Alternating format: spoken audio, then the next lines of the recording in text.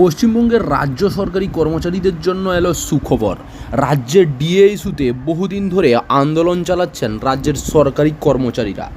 এরই মধ্যে রাজ্য সরকারি কর্মীদের 2 থেকে 3 বার মহার্ঘ ভাতা বৃদ্ধি করেছে রাজ্য সরকার।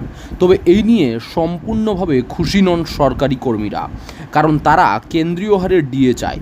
তবে এরই মাঝে সরকারি কর্মচারীদের জন্য জানা গেল বিরাট সুখবর।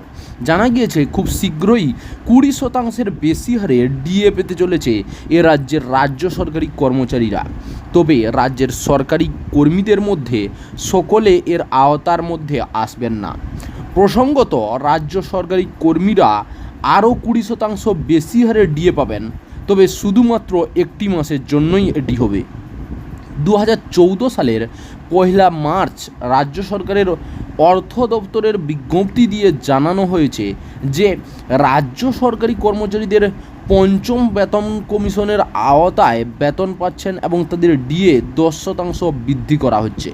পঞ্চম বেতন কমিশনের আওতায় থাকা রাজ্যের সরকারি কর্মচারীরাও 10% বাড়তি ডিএ পাবেন।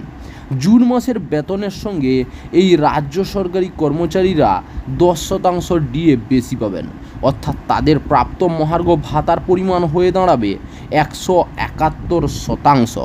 চাকরির খবর থেকে শুরু করে নিয়োগের খবর থেকে শুরু করে ঝড়ঝঞ্ঝা, দেশ বিদেশ, রাজ্য, জেলা এবং আপনার শহরের খবর একটা চ্যানেল আমাদের newsbangla.com সবার আগে আপনারা পেয়ে যাবেন। তাই চ্যানেলটাকে অতি অবশ্যই সাবস্ক্রাইব করে পাশ থেকে বেল আইকনটা ক্লিক করে অল নোটিফিকেশান অন করে রাখুন। জয় হিন্দ, জয় ভারত।